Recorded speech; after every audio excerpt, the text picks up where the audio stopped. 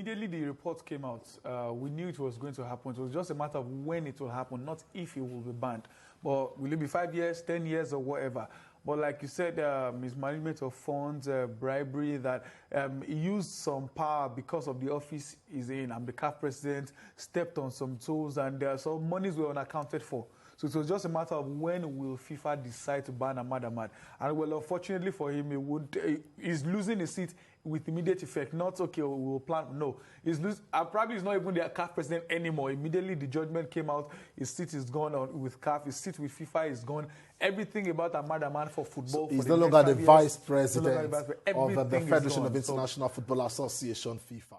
Even without this ban, actually, the owner of Mamelodi Sundowns was probably the favorite to maybe send Ahmad away from that position. I remember, like you said, Amaju Mebopinika said he's not contesting, and he also backed him up that, okay, this is my candidate who I feel should win. So he was probably the favorite, despite Ahmad being the president.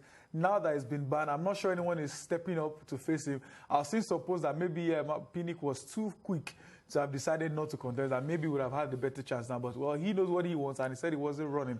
So I think it's direct. We have probably a sole winner. I don't think anyone is probably bold or popular enough to take the chairman of Mamelodi Sundowns away. I think, like you said, the CAF presidency for 2021 is definitely going to South Africa. First of all, when the reports of my brand came in, there was still some doubts. Is this the norm that they just mentioned something like that to calm the air? And we were like, well, let's see what happens. Whatever the first competition will be, we thought it would be at the Olympics. But here, he even got to Kigali, Rwanda before the players. It means he is also here for serious business. And the players that are participating in this competition this time around, they have to give their best. Because remember, our best players in quotes, most of them are not even here. And some players are doing well in the NBA who will likely join. So this is the best chance for the players. Do your best in training, do your best in camp, get to the event itself, if possible, win all the games. Try to convince the coach, because Mike Brown, with his stance, with his level, I'm not sure it will be a coach that will look out for 5, 6, 7 games before he's convinced you are good or not. If he sees you 1 game or 2, he knows if you are good enough for his plan. So I think the players just have to give their best, do well enough in Rwanda, qualify for the Afro Baskets, then we know what to do. Let the coach have a beautiful headache, like they say. Let him be thinking that these guys are too good. Do I send them away for the guys abroad? It means whoever is coming to join would have to give beyond their best to send these guys away. So I wish them all the best in Rwanda.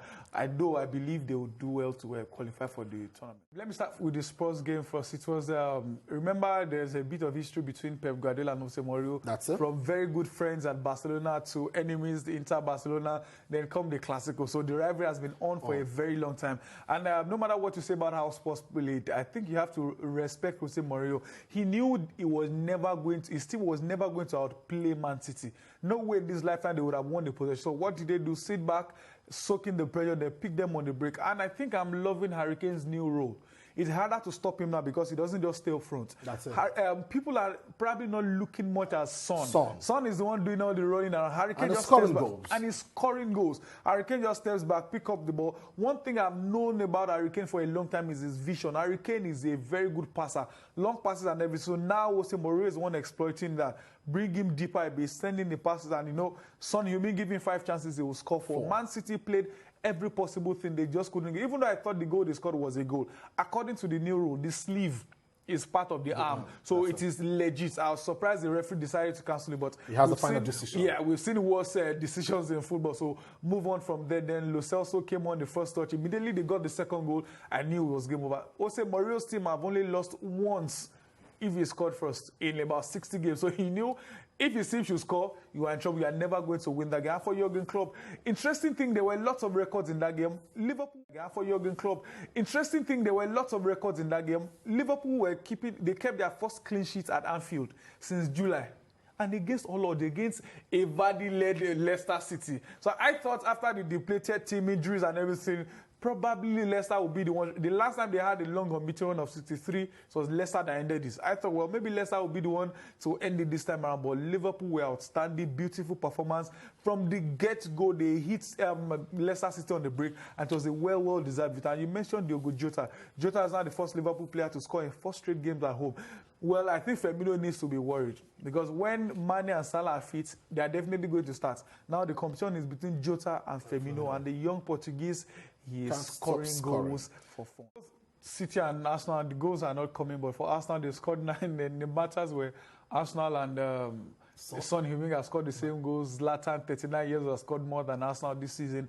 But you have to respect Arteta for the way the team mentality is now. Normal Arsenal, after going down yesterday, I thought, well, it would have been terrible, maybe 1 or 2 goals. And the way Leeds United play, they will concede lots of goals, but at the same time, they will get the goals. And they found a way to balance the team and not concede. That was a very, very silly red card from Pepe. A player who has been complaining about not getting enough game time. You got to start. And if you watch that game, we're about 2 minutes before the headbutt. It's been a banter between both players, pushing each other. Then why do you have to do that? It is football. It does not have to be aggressive, even if it's minimal. The fact that you took your head towards him, that's a straight red. But they drew that game. The goals are still not coming, and they are yeah, they have, I think, the best defense in the Premier League. But the goals are not coming. You can't score 9 goals in about 9 games in the Premier League. So far, yes, the season is still very early, but they have to start getting their goals. Unfortunately, Aubameyang, since his new contract, the goals have dried up. He has scored just 2 Premier League goals this season. That's strange. And unfortunately, I've still kept him in my FPL. I believe he will start getting the goals, but I think Arteta needs to solve the goal scoring. Wolves, they've been up and down kind of this season. And if Wolves score 5 goals, one man will be involved in all 5. His name is Raul Jimenez. To keep Wolves out, keep him quiet. But when he's in form, you know you're in trouble. And there's a certain Adama Traore, whom no matter who you put in front of him, no matter the wall, he will break through the wall. With the space? With the space. And he even finds a way to create space for himself. In terms of, he may not be able to do the leg over everything, but when you give him space, his take on is very, very apt. He can run down any defense with his space. So I think Wolves should pick that. But the game to watch is also Burnley versus Crystal Palace. Remember, Iberieze signed off by scoring a beautiful free kick. Well, maybe we'll get to go again. The coach said everybody likes him because of his skills and everything. That will also be an interesting game. A very attacking kind of Crystal Palace this season against a Burnley where, you know, they have a brilliant goalkeeper, Nick Pope. The 2 games tonight should be very, very interesting. It will be difficult to pick one, but you have to just find a way to watch the 2 games. Well, Real Sociedad. Atletico, one thing everyone respects them for over the years since Simeone took charge is defensively. Last season, they struggled a bit, but now it looks like they picked up their mojo. 2 goals conceded so far this season. And remember, they have 2 games outstanding. If they win in one of the 2 games, they're going above Real Sociedad. Some would say maybe the David Silva touch has been the difference between Sociedad and Odegaard, who was there for them last. They played well last season, so they almost made Champions League until the lockdown and they couldn't get themselves back. Atletico, since Simeone took charge, even for 10 years, they did not defeat Barcelona in La Liga. And the interesting thing, they defeated like twice in the Champions League. But yesterday, I didn't know what Chestegen was looking for. Some said he came to swim, but he was swept. He was way out of his line. And after that goal, Atletico looked like a team that could have gotten 2-3 goals. Barcelona were not convincing. The last time they went trophyless was in 2008. And Pep Guardiola came, turned the tides around. They won 6 trophies the following year and everything. But it's not looking like it this season now with Piqué injured. And Sofati was getting the goals for them injured. Messi not at his best. It looks like the team is not working. You even see De Jong playing in central defense. I pity Barcelona. I worry for them right now. It doesn't look like they would get better anytime soon. It's football, you never can tell. But from what we can see, it's not looking like it at all. Yes, they have 2 outstanding games. You can't even confidently say Barcelona will win those games. For Real Madrid, fortunately for them, they are not too far up the pace. I think they're just 4 or 6 points behind Sociedad, and they have a game at hand. If they gather themselves well, if their players recover, maybe they may get closer, but this may be another season where Madrid and Barcelona would not win La Liga. The teams are top right now. They don't look like they're dropping, but Atletico, their biggest fear was not defeating Barcelona. They are used to picking up draw at home. They will score for us. Barcelona will probably score a late goal, and that's game over. But now they've won that game. They are just behind Sociedad, who are in good form. You have to respect what they're doing. Just 3 points play beautifully, just 3 points. But they have 2 games, and you can't bet against Atletico not to win. They don't score too much goals. 1-0. But defensively, they are arguably one of the best in Europe. In Europe, yeah, exactly. So that's where Italians will tell you attack win new games, but defense win new trophies. And that's exactly what Atletico do. I tell people, Atletico are a team that they defend from the first man up front. Before you can score them, you have to start dribbling them from the front line, midfield and defense. That's where I think they have the edge over both Real Madrid and Barcelona, even Sociedad. Sociedad score a lot of goals. At the same time, they concede. La Liga this season may be the year for no Real Madrid, no Barcelona. But again, it's still early days. Anything can still happen.